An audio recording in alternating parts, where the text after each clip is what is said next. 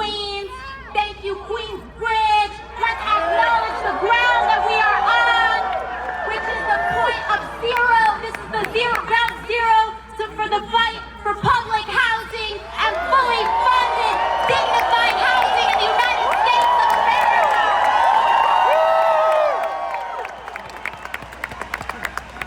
Not only is this about public housing, this is a ground for environmental justice, because just beyond this park is a power plant that spills and spews off toxins to the poor, that shows exactly the fight of environmental justice that we are up against. But that's okay, because with the Green New Deal, we are going to center frontline communities, center working class communities, center communities of color, indigenous wisdom, to transform our future, take it back, and preserve our planet.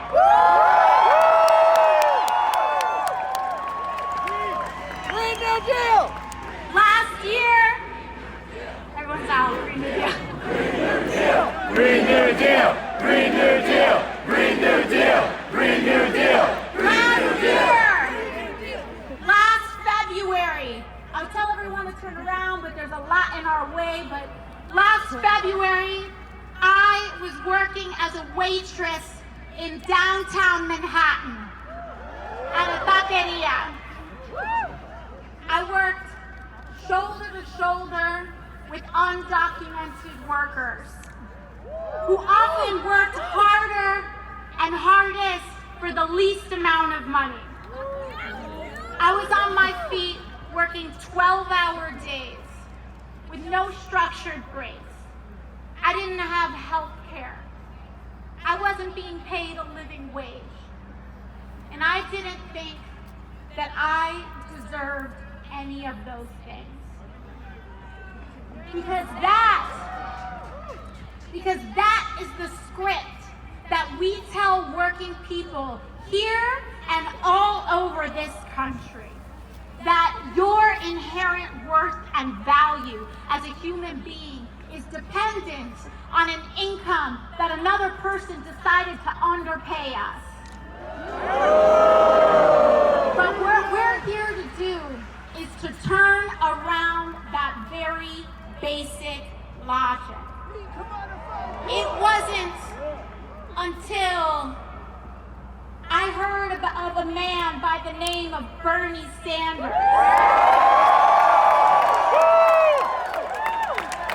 that I began to question and assert and recognize my inherent value as a human being that deserves health care, housing, education, and a living wage.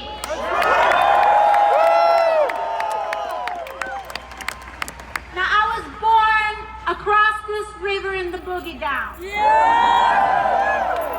And like many first, second, and third generation Americans, I grew up between two worlds in multiple contexts. My mom was born in Puerto Rico. My dad was born in the South Bronx while the Bronx was burning. And again, let's listen to our history. My dad was born when the Bronx was burning, when landlords began to turn into arsonists because the insurance payouts were more valuable than the families that lived inside those buildings. Now, that was the backdrop by which my parents started their lives. And the backdrop upon which I started mine was in a one-bedroom apartment in Parkchester in the Bronx. They worked hard. We had a mattress on the floor and a crib in the closet, and that's how we started our American dream. Now, it was shortly after that. It had to do with their melanin too.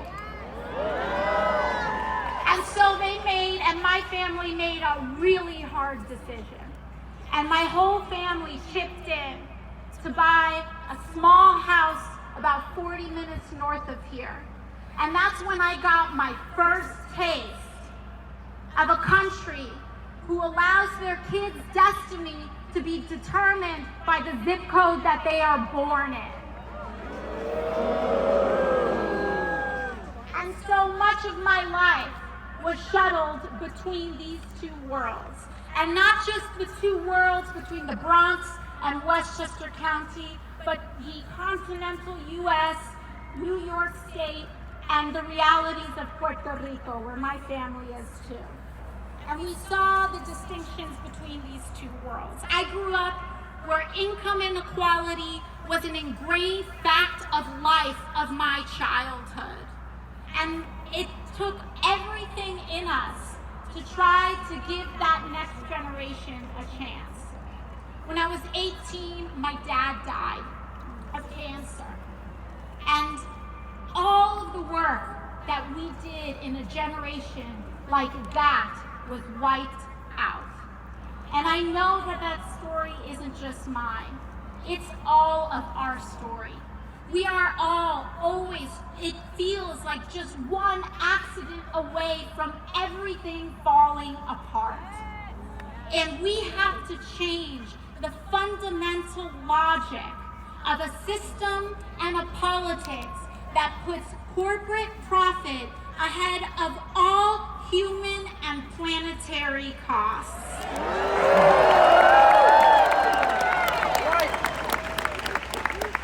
But when you rewind on that story, when I was a baby, my family relied on Planned Parenthood for prenatal care. Then, Bernie Sanders fought for me. When I was growing up and education was being gutted for kids in the quote-unquote wrong zip code, Bernie Sanders fought for us. When I was a child that relied on CHIP so that I could see a doctor, Bernie Sanders fought for a single-payer health care system. When the federal government decided to discriminate and abandon my queer family and friends, Bernie Sanders was putting his career on the line.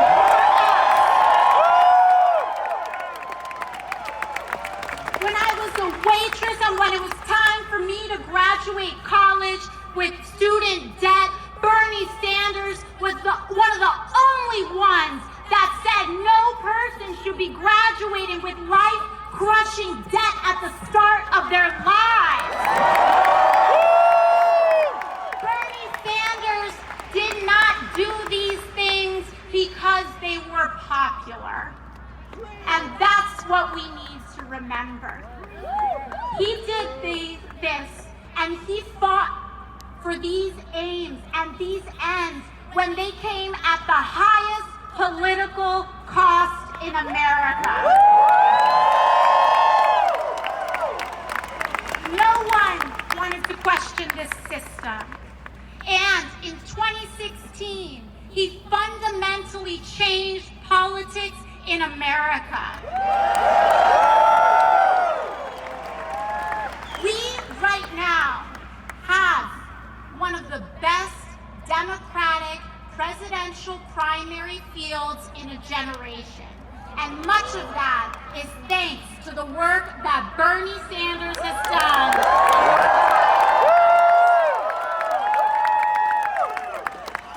I'm in the United States Congress now.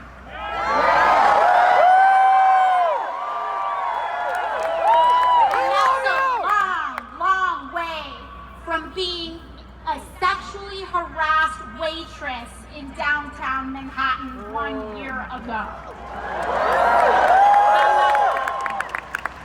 In this new, historic freshman congressional class, an overwhelming amount of them now reject corporate PAC money. That's thanks to Bernie. An enormous amount of the House Medicare for all, that's thanks to Bernie.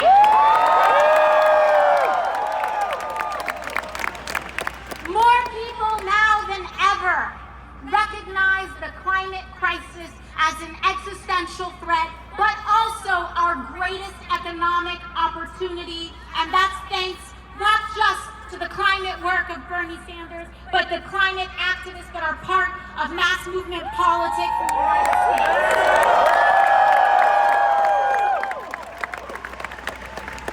Now that I'm on that other side, I can tell you, the halls of Congress are no joke.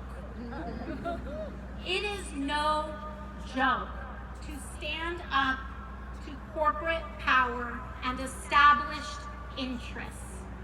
It is no joke. It's not just about standing up and saying these things, but behind closed doors, your arm is twisted, the vice pressure of political pressure gets put on you, and every trick in the book, psychological and otherwise, is used to get us to abandon the working class.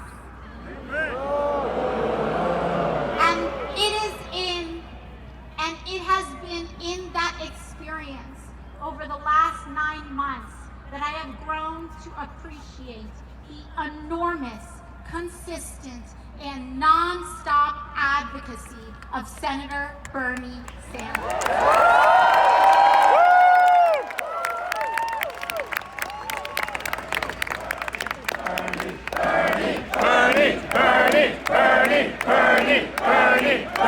Now, one thing I'll say is that it's not just what we're fighting for, but it's how we're going to do it.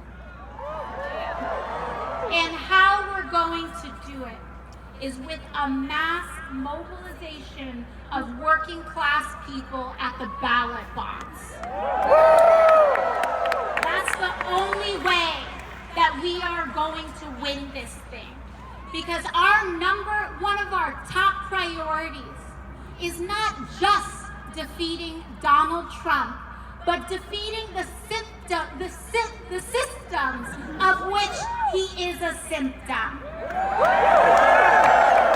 That means that what we need to do in this country is organize a fundamentally positive and welcoming movement.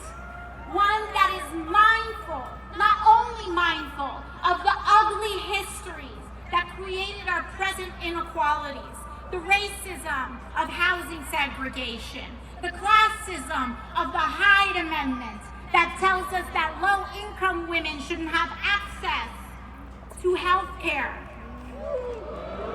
But we also recognize the imperialist and colonial histories that contribute to our endless wars and our immigration crisis. Not only do we need to recognize that NYCHA being underfunded by over $30 billion is not an accident, it is an outcome. It's not an accident, it is an outcome of a system that devalues the poor, that devalues working people, and that prioritizes buildings like those over buildings like these.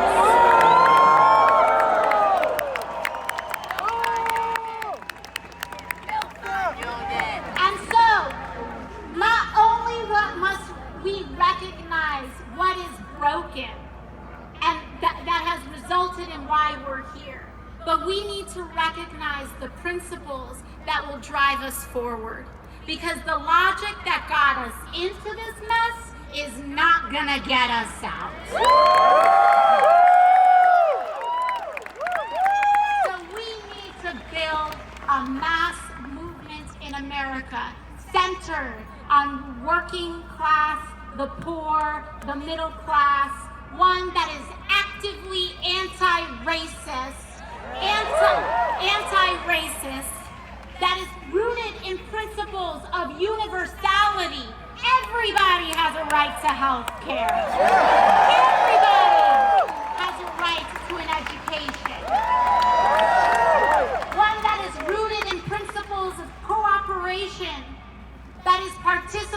story that combats not only racism, but misogyny, anti-queer discrimination. We have to actively center those principles to drive us forward, because the future and our future is in public systems, and it's publicly owned systems. Because we need to take power over our lives again. I don't know about you, but I don't want Mark Zuckerberg making decisions over my life. I don't know about you, but the Waltons have already been making decisions over our lives, and what we got was nothing. We need a United States that really, truly, and authentically is operated, owned, and decided by working and all people in the United States of America. That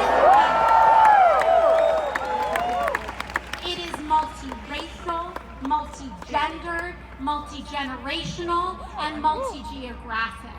We have to come together, not ignoring our differences, but listening to them, prioritizing them, understanding injustice, understanding that we operate in a context where slavery evolved into Jim Crow, evolved into a mass incarceration, evolved into the realities we have today.